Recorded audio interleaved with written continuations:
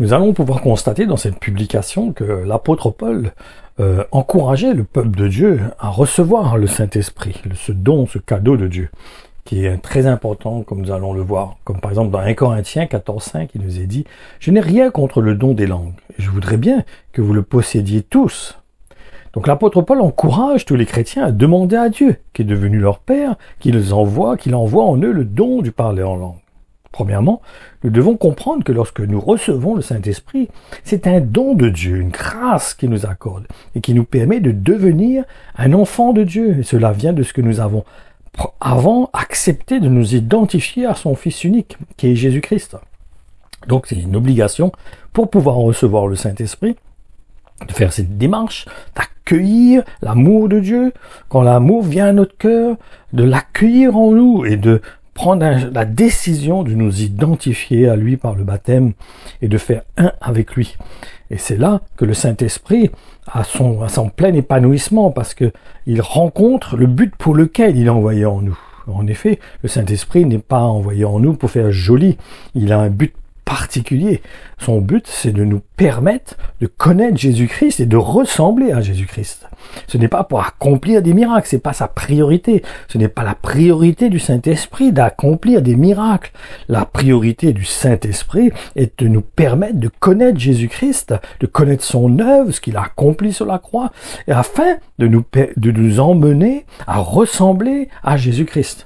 Donc que ce soit clair dans notre cœur. Le but du Saint-Esprit, la priorité n'est pas qu'il fasse des miracles et des prodiges. Ce n'est qu'un moyen pour convaincre les gens, pour emmener à ce que les gens réalisent que Jésus est le Christ, pour les emmener, les attirer à Jésus-Christ. Mais ce n'est pas le but que nous le recevons en nous. C'est pas le but prioritaire. Le but prioritaire que nous le recevons, il est une aide pour nous, afin de nous emmener à connaître Jésus-Christ et à lui ressembler.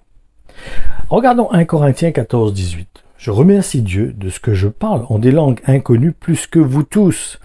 Est-ce que cela signifie que l'apôtre Paul était constamment enfermé dans sa chambre et parlait en langue, ou dans sa voiture, s'il y avait une voiture comme nous aujourd'hui, est-ce que ça voudrait dire s'il était là actuellement, qu'il aurait prié en langue constamment dans sa voiture, enfermé dans sa voiture? Non, bien sûr, il priait n'importe quel endroit. Il pouvait être en train de marcher quelque part, il pouvait être en train de se promener, il pouvait aller dans un endroit où Dieu l'appelait à prêcher l'évangile, mais il profitait de l'occasion pour parler en langue. Pourquoi? Parce que le parler en langue nous édifie. Ça nous permet de nous fortifier, de nous renouveler. Ça nous permet de nous établir. Et ça permet aussi au Saint-Esprit en nous de faire des prières à Dieu, le Père, afin sur des sujets que nous, peut-être, nous voyons pas, nous ne discernons pas, et que lui connaît. Donc, il parle au Père de notre part. Donc, si le don du Saint-Esprit est une promesse qui est réservée à tous ceux qui se sont identifiés à Jésus-Christ, en faisant de lui le Seigneur de leur vie, tout disciple peut demander à Dieu de le recevoir. On peut le demander, comme dit la parole de Dieu, « Vous, Père, méchants comme vous êtes, vous savez donner de bonnes choses à vos enfants. Combien moi, bon comme je suis, est-ce que je vous donnerai un serpent au lieu d'un morceau de pain? Non, c'est évident que le Seigneur, si on lui demande le Saint-Esprit, et que surtout que c'est dans sa volonté, il n'y a pas de problème, il va nous l'accorder, parce que c'est dans son plan, ça fait partie de notre héritage. Il dit que le Saint-Esprit, c'est l'art de notre héritage, c'est la partie qui nous permet de marcher avec le Seigneur et de vaincre la chair, de surmonter la chair. Marc 16, 17 nous dit « Voici les miracles qui marqueront la vie des croyants. En mon nom, ils chasseront des démons, ils parleront des langues nouvelles. » Il y a 2 manifestations du don des langues. En fait, je reviens sur le Marc 16, 17. Il dit bien des langues nouvelles. Il ne parle pas de langues connues, mais des langues nouvelles. Même si, quand les apôtres, les disciples ont reçu le Saint-Esprit dans la chambre haute, certains ont exprimé des langues qui étaient connues.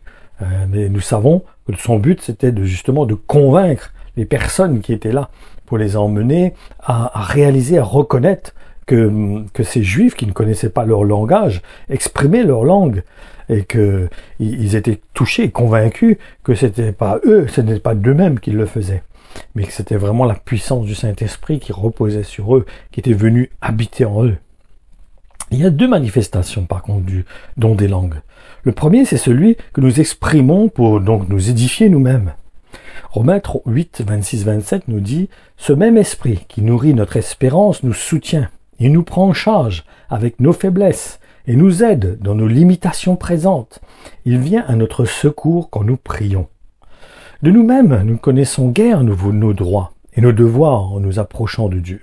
Nous ne savons pas prier efficacement. Nous ne trouvons pas des paroles justes.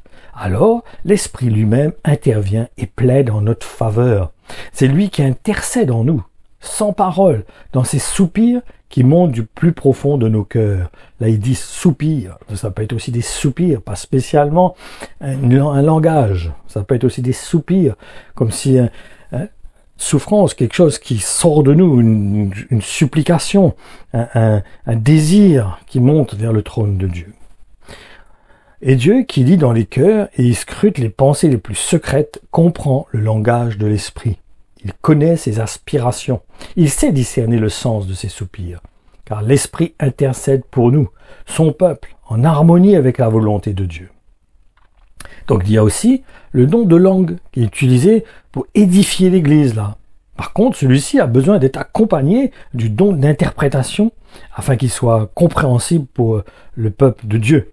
Autrement, si on parle à quelqu'un, moi si je parle à mon épouse en chinois, elle va rien comprendre. Ça sera inutile, elle n'a pas d'intérêt. Il faudra que je traduise pour elle.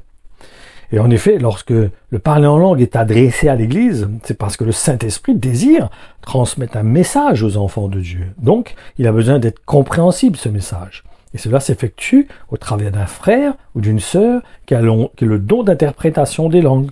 C'est important que le ministère d'interprétation soit présent dans l'Église pour que quelqu'un puisse donner une parole en langue qui bénisse le peuple de Dieu. 1 Corinthiens 14,4 nous dit « La langue de prière ne profite qu'à celui qui la parle, mais celui qui apporte un message inspiré contribue à la croissance spirituelle de toute l'assemblée. Il aide ainsi à construire l'Église. » L'apôtre Paul ne dit pas qu'il ne faut pas du tout parler en langue dans l'Église, attention, mais qu'il faut que cela soit fait dans l'ordre. En effet, le parler en langue ne doit pas être un brouhaha qui n'aurait pas pour finalité d'édifier le peuple de Dieu. C'est vrai, quel intérêt? C'est comme je disais tout à l'heure, si je parle en chinois avec mon épouse, elle ne comprendra rien. Alors, quelle utilité? Ce ne sera pas un échange. Elle ne pourra pas bénéficier de ce que je lui dirai. Donc, il est évident que si j'exprime une parole en langue fort dans l'Église, il faut que ce soit dans un but précis pour édifier l'Église. Mais cela ne veut pas dire que je ne peux pas prier en langue dans l'Église. Mais il faut que cela soit discret ou je le fais pour moi. Je parle en langue, mais doucement, sans que ça dérange l'Église. Vous comprenez? Et si vous n'avez pas encore reçu le don, par contre, du parler en langue, ne vous découragez pas. Il est offert à tous ceux qui se sont identifiés à Jésus-Christ. Et il suffit juste de le demander avec foi. Luc 11, versets 10 et 13, Car celui qui demande finit toujours par recevoir. Celui qui cherche finalement trouve. Et à celui qui frappe avec insistance, la porte sera ouverte. Il y a des pères parmi vous. Lequel d'entre vous serait capable de donner une pierre à son fils quand il lui demande du pain? Ou bien s'il demande un poisson, lui donnera-t-il un serpent à la place? Si donc, tout mauvais que vous êtes, vous savez néanmoins donner à vos enfants ce qui est bon pour eux, à plus forte raison, votre Père céleste donnera-t-il les dons de l'Esprit Saint à ceux qui le lui demandent? Recevoir le Saint-Esprit est une nécessité. En effet, pour être considéré comme un chrétien, nous devons impérativement recevoir le Saint-Esprit. Voyons cela dans Galates 4:6. Nous sommes bien des fils, un fait le prouve. Dieu a envoyé l'Esprit de son Fils dans nos cœurs, et cet Esprit s'adresse à Dieu comme Jésus-Christ en l'appelant Abba, c'est-à-dire Père, cher Père. Quand nous avons l'Esprit en nous, nous avons l'assurance pour prier Dieu, pour prier notre Père. C'est une assurance qui vient en nous. Ce n'est pas seulement un mot que nous disons, mais il y a une assurance dans notre cœur que nous sommes devenus des enfants de Dieu. Et c'est le Saint-Esprit qui met cette assurance dans notre cœur. Ce n'est pas nous, ce n'est pas besoin de se forcer à croire que nous sommes enfants de Dieu. Nous avons besoin de nous convaincre que nous sommes enfants de Dieu. Mais le Saint-Esprit en nous met cette assurance, cette conviction en nous que nous sommes devenus des enfants de Dieu et que nous pouvons prier le Père au nom de Jésus-Christ. C'est important de reconnaître cela. Pourquoi? Parce que autrement, on fabrique. Dieu, on n'a pas besoin de fabriquer. L'Esprit de Dieu en nous rend ce témoignage. C'est comme le vis-à-vis du péché. Si l'Esprit de Dieu témoigne à notre cœur que que nous vivons dans le péché et que nous attristons le Saint-Esprit, il faut prendre cas de cela, considérer cela, porter attention à cela. C'est pareil pour le don du parler en langue. Si nous avons reçu, même quand nous avons reçu le Saint-Esprit en nous, c'est le Saint-Esprit en nous qui va rendre témoignage dans notre cœur. On n'aura pas besoin de s'efforcer, de confesser que nous sommes enfants de Dieu. Le Saint-Esprit va mettre cette assurance en nous. Mais il est vrai que le parler en langue n'est pas une obligation, étant donné qu'il nous permet de nous édifier. Mais par contre, attention, ce serait dommage de nous en priver, puisqu'il est là pour nous édifier. Donc, c'est pas une obligation, on n'est pas obligé de parler en langue, c'est pas parce qu'on ne parle pas en langue qu'on n'est pas enfant de Dieu, mais par contre, il faut qu'on ait reçu le Saint-Esprit en nous pour être enfant de Dieu. Autrement, on va s'efforcer de faire croire que nous sommes enfants de Dieu, alors que le Saint-Esprit en nous ne rend pas ce témoignage à notre cœur, et ça serait dommage. Donc, il faut mettre vraiment les choses dans l'ordre. On n'est pas obligé de parler en langue, mais on est quand même obligé de recevoir le Saint-Esprit en nous. C'est une nécessité. Romains 8, 15, 17 nous dit, en effet, vous n'avez pas reçu un esprit servile. L'esprit qui vous a été donné ne vous transforme pas en esclave. Il ne vous ramène pas sous la férule de la crainte. Il vous a introduit de plein droit dans la famille de Dieu. Il a fait de vous les fils adoptifs de Dieu, ce qui nous permet de l'appeler Père, mon cher Père. C'est encore l'Esprit Saint qui atteste à notre esprit. Oui, tu es un enfant de Dieu. Enfant de Dieu? Mais alors, nous sommes aussi ses héritiers. Nous aurons part à tous les trésors de Dieu, exactement comme le Christ. Et tout ce que Dieu donne à son Fils sera aussi nôtre. Oui, si maintenant nous sommes unis à lui, si nous portons ses souffrances, nous serons aussi à ses côtés, associés à sa gloire dans le monde nouveau. Sa présence n'est pas un accessoire secondaire, mais il est le noyau de notre union à Jésus-Christ. Il est la démonstration qui prouve que nous sommes devenus des enfants de Dieu. Le Saint-Esprit est la preuve que nous aurons part à notre héritage en tant que des enfants de Dieu. Romains 8, 14 nous dit « Car ceux qui se laissent diriger par l'Esprit de Dieu sont fils de Dieu. » Encore là, une parole qui nous montre la nécessité d'avoir l'Esprit de Dieu en nous et de nous laisser conduire par lui. C'est pour ça aussi que le péché contre le Saint-Esprit, c'est de ne pas porter attention au témoignage du Saint-Esprit dans notre cœur. Par contre, j'insiste pour dire que le parler en langue n'est pas une obligation. Mais il est un moyen de nous édifier, donc ça serait dommage de nous en priver.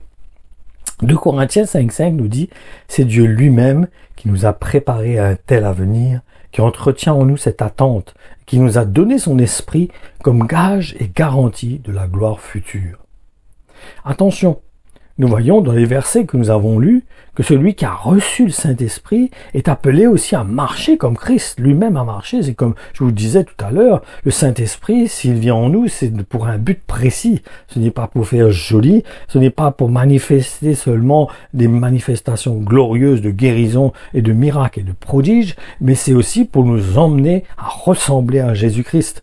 Ne nous trompons pas, ne nous laissons pas séduire, ne partons pas dans un but, dans une motivation qui n'est pas celle qui doit être la prioritaire.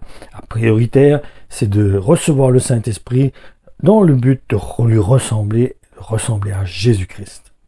Donc ma conclusion, le parler en langue est important, il nous permet d'édifier notre esprit.